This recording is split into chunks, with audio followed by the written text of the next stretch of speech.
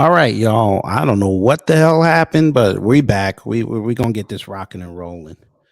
So what I was saying before everything went to hell was old Linda Yaccarino, who is the new Twitter CEO, is also an executive chair of the World Economic Forum. And if you know anything about the World Economic Forum family, the World Economic Forum are the ones that are trying to install this new globalist system. And I'm sure they're probably going to take this down for misinformation, but we're going to tell the truth because we're going to show the truth. So, World Economic Forum, what they talking about?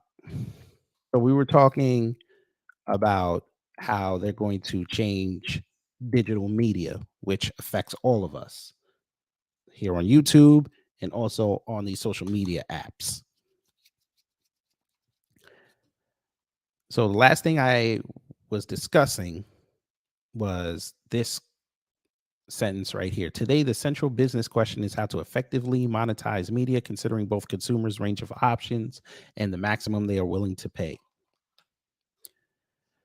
So we're going to move on. On-demand entertainment services have proliferated in recent years, each offering various ways to pay for access, while news providers have introduced or tightened paywalls and membership schemes. Both form part of clear business strategies by media companies to increase revenue from digital products and from consumers directly. The entertainment industry is now in its third decade of over-the-top video, a development that has accelerated a decline in cable TV subscriptions. This boom has given consumers more choice than ever before, and a range of new services were brought to market or announced in the months during which this research was conducted. Among the most notable, Apple, Disney, NBC Universal, Warner Media, and a consortium of British broadcasters all launched or gave details of their offerings during 2019. In the US specifically, an intense rounds of deal making in consumer technology and media came to the fore, including AT&T's merger with Time Warner, the purchase of 21st Century Fox by Disney, and CBS's merger with Viacom. These companies intend to compete with the providers already available globally, including Netflix, Hulu, iQIYI, and YouTube, not to mention the plethora of gaming and short-form video platforms, some of which, such as Fortnite or TikTok, qualify as the fastest-growing entertainment categories of all time. Yeah. Mike 4282, hello. This is very important, family. I hope y'all taking notes. This is very important. Not every entertainment platform monetizes in the same way. There is a mixture of consumer-driven and advertising-supported models. What is common is an easily accessible experience across devices, which on an individual basis at least is significantly cheaper than traditional television bundles, and in many cases rivals the biggest studio for quality and quantity. News organizations, too, are embracing the shift to digital and mobile, taking advantage of delivery mechanisms such as podcasts and voice technologies to reach consumers in new ways. As with entertainment, the news market combines subscription and ad-supported publishers, even if in the past year several have added, improved, and deepened paywalls and membership structures. For some of the biggest publishers, these strategies are paying off. During our research, the New York Times crossed 5 million paid subscribers. The Financial Times reached 1 million paying users, and The Guardian, which doesn't use a paywall, announced that it had broken even on the back of reader-supported contributions. Here's my thing with the New York Times, though. I think they got a lot of these subscriptions because I think with Apple, they give you a subscription or at least a discount. So that's where I think a lot of their subscription base came from. That's just an assumption on my part. I haven't had time to really dig into it. A handful of specialized digital natives, such as Axios, Business Insider, The Athletic, and The Information, turned profits in 2019 or expect to in 2020. In many cases, the so-called pivot to pay is an outcome of changes in advertising. All right, we're not really with that. Here we go. Amid this competitive environment, listen, political discourse has focused on what an ideal media ecosystem ought to look like. A discussion seemingly extricably linked to concerns about technology companies and their impact on society. In part, this is connected to the business context outlined above. The argument is that as more content is distributed through social platforms, technology companies should be responsible for guaranteeing the integrity of information and discourse online. either directly or by supporting quality providers.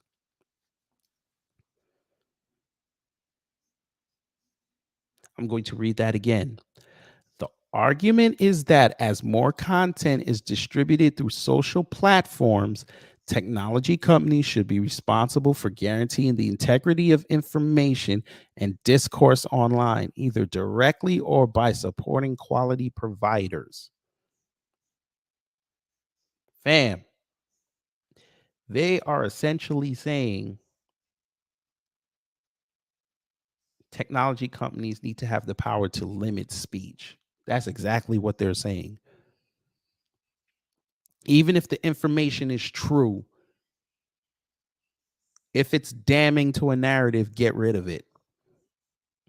And we've seen that work. Daniel J. Penny, anybody?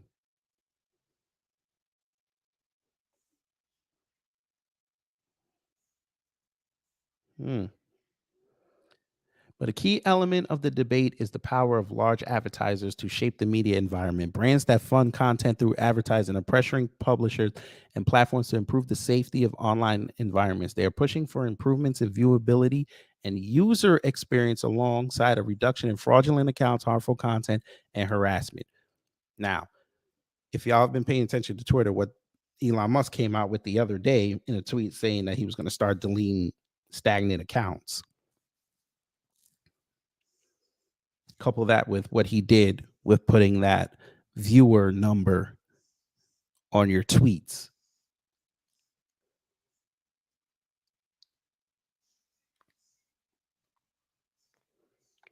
Consumer goods companies have a particular interest in bringing about change and the money to force publishers and platforms to act. Four out of the five world's biggest advertisers in 2019 were consumer brands, representing a total advertising budget of 38.3 billion, or 13% of the ad spend on the world's top 100 largest advertisers. So this is some of the things that the World Economic Forum has been working on. Steal my beats. Hello, you seem new. Welcome. Yeah, this is what we're facing, family. This is what we're facing with this new CEO, Linda Yaccarino. She is World Economic Forum alumni. Oh, yes. Don't believe me? Okay. Because I know YouTube don't like it when you say things like that with no proof. Here's the proof. Tabernacle. Here's the proof. Likely new Twitter CEO Linda Yaccarino is a WEF executive chair that suggested Elon Musk limit his tweets. Yaccarino said advertisers, remember what I just read about advertisers, need to feel there's an opportunity for them to influence what you're building.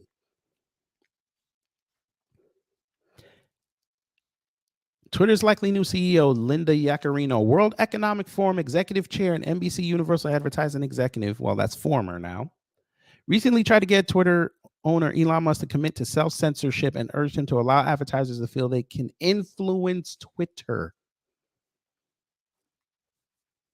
During an April 2023 interview with Musk, Yaccarino told Musk that advertisers need to feel there's an opportunity for them to influence what you're building. Screw you.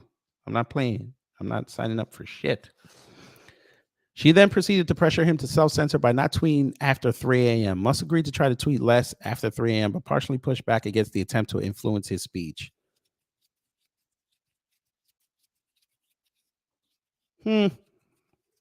Quote, if I were to say, yes, you can influence me, that would be wrong, Musk said. That would be very wrong because there would be a diminishment of freedom of speech. Yaccarino disagreed, claiming that influencing is more of an open feedback loop for advertisers to help develop Twitter into a place where they will be excited about investing in areas such as product development, ad safety, and content moderation. Because I really want Walmart to have a say on what I look at on Twitter. Because we know what this is going to lead to. You want to look at somebody's tweet, you're going to have to look at an ad first. Yeah, we're good on that. This is what I see happening if this woman is allowed to go run roughshod. You want to see a tweet? All the tweets on your timeline are going to say continue reading, but you're going to have to look at an ad first.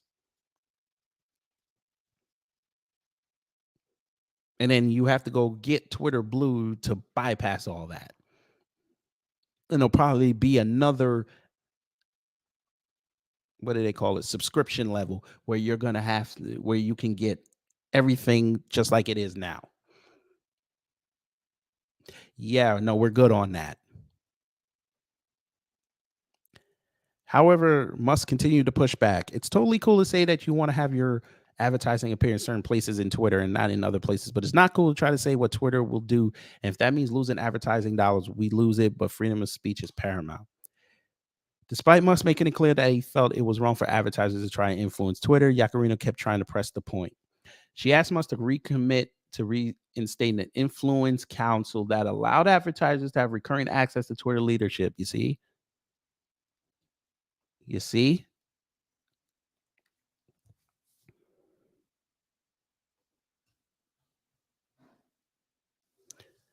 I would be wary of that creating a backlash among the public, Musk warned. Prior to being tapped as the upcoming Twitter CEO, Yacarino was the chairman of global advertising and partnerships at NBC Universal.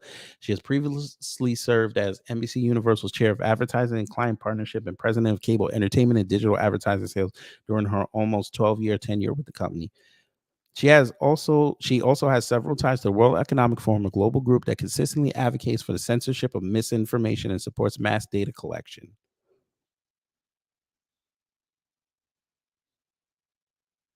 She was also part of the Health and Human Services of the U.S. This is fun. In her LinkedIn profile, Yacarina notes that she's been a WEF executive chair since January 2019. Currently, she's the chairman of WEF's Task Force on Future of Work. We're going to look that up. She also sits on WEF's Media, Entertainment, and Culture Industry Governors Steering Committee. Additionally, she's highly engaged with the WEF's Value in Media Initiative. Yacarino has spoken at the World Economic Forum's annual meeting about shaping the future of media, entertainment, and culture, which is one of the things I just read you.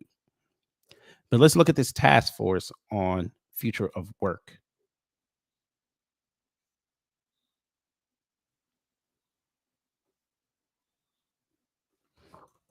Let's see what this is.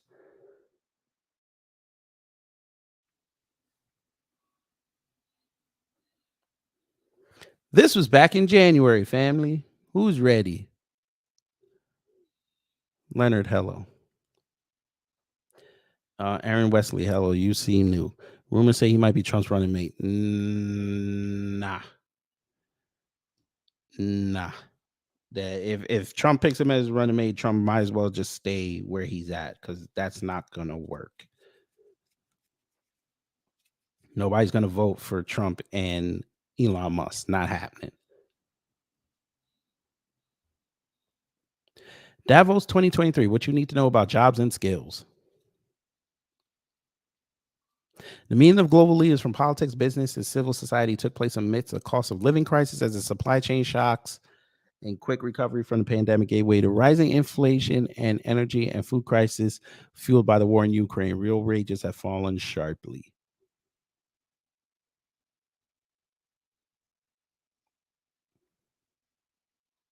Under the theme Cooperation in a Fragmented World, leaders discuss how to shape a new social contract, supporting investment in education, skills, and healthcare to enable social mobility into future proof economies.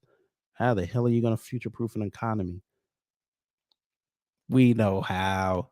You can't do it yet, but when black people get their reparations, then you can future proof it because we're going to make sure they can't use their money. Okay. Quiet quitting in the meaning of work. From quiet quitting to the great resignation, what are symptoms of a change in relationship between workers and employers, and how are businesses managing this transition? Preparing 1 billion people for tomorrow's economy.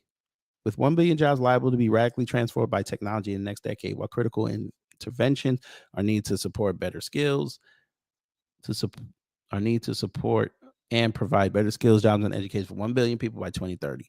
So always with 2030, huh? All right. Future of jobs. What impact will the whatever? So there's that. That is. I didn't know Jimmy Walker was there. I didn't know he was part of the WEF. All right, Jimmy Walker, do your thing. You get a little bit of ant cult and now you lose your mind. That was fucked up. I shouldn't have said that. That was fucked up. I take that.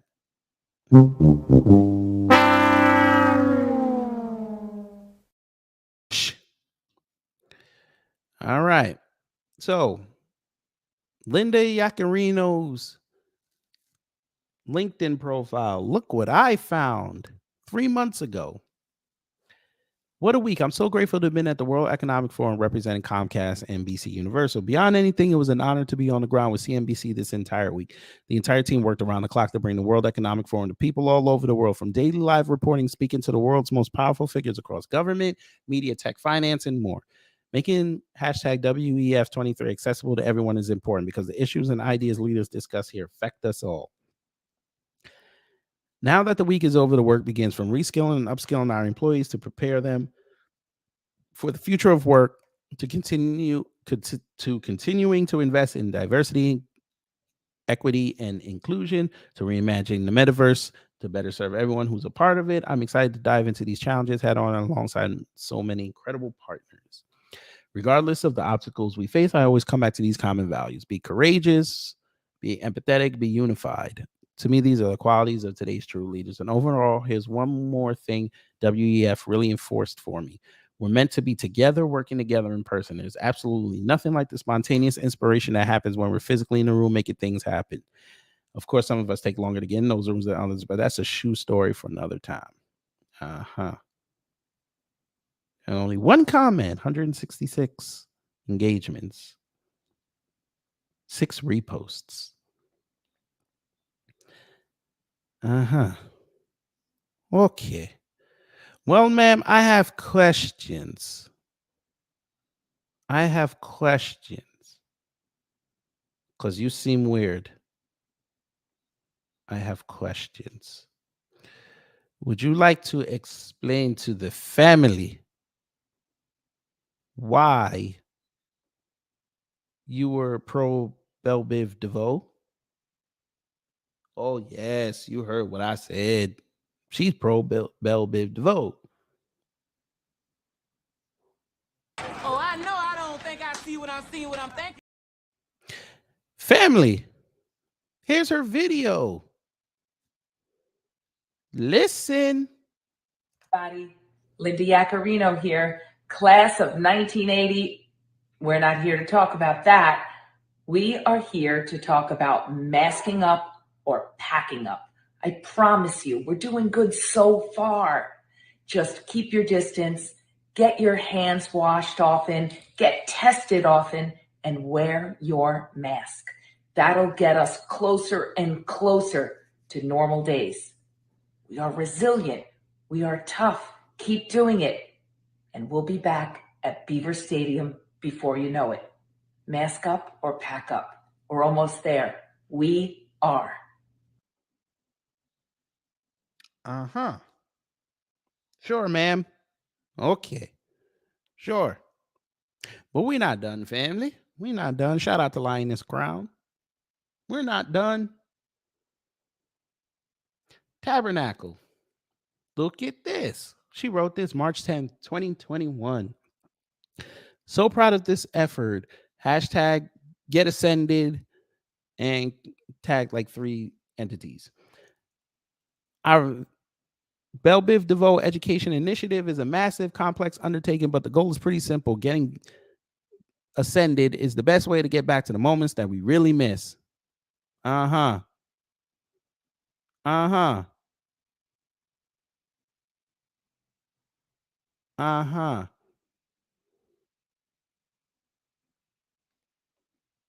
Uh-huh. This is problematic, family.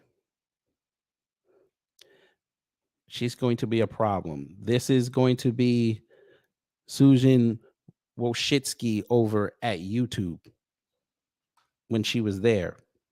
This is going to be problematic, family. I promise you.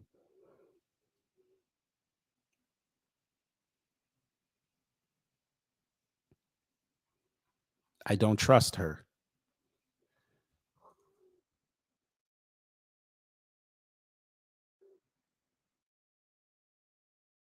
she's giving me she's giving me Open Society Foundation vibes. She smells like a plant.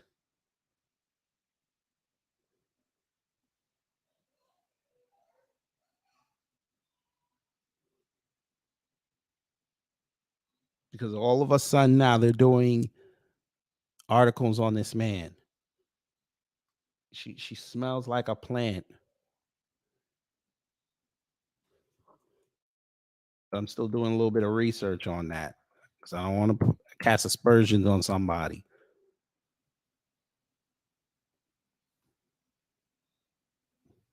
She smells like a plant.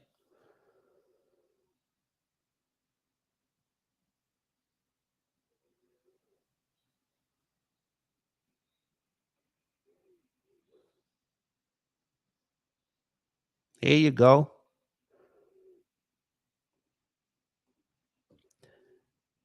So apparently she's going to be in London in September.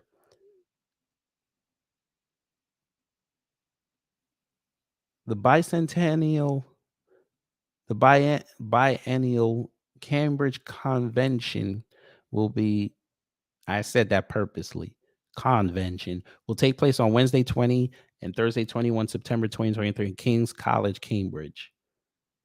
The agenda-setting program titled Too Much to Watch will bring together influential thought leaders and prominent executives to debate the opportunities and impact of changing consumption habits, reshaping global television.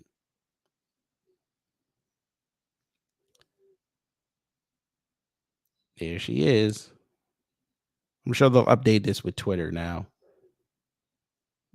Yeah.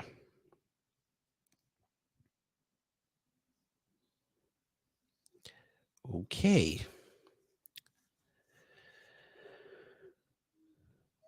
Quick Stanfield, hello. Okay. We're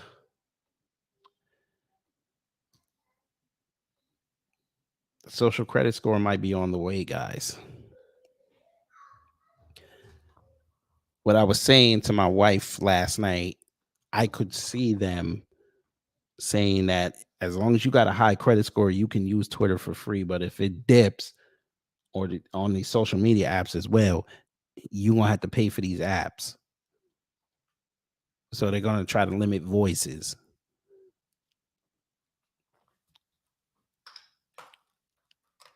This is a dangerous game people want to play. I wouldn't do that.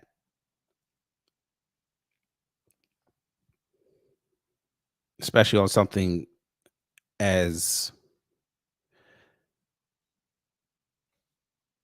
vast and as profitable as social media is. I would be careful. But I just wanted to bring that to your attention. It's very quick live. I know we had problems at the first one, but you can watch them both back to back and hopefully you'll get enough information out of it. So I'm going to get up out of here. Y'all take care, stay safe out there, and y'all know what to do when the agitators of peace come to mess up your existence.